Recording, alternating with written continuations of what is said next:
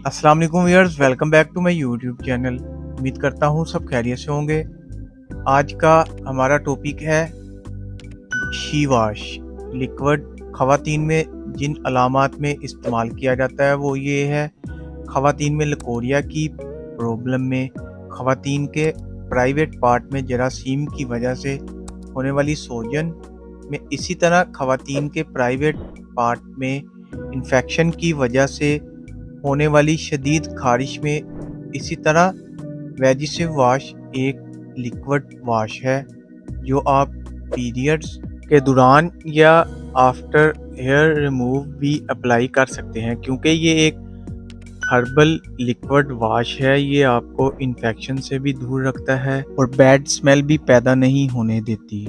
she wash liquid की composition में शामिल है या बक्ट्रोइन oil and tea tree oil इसमें शामिल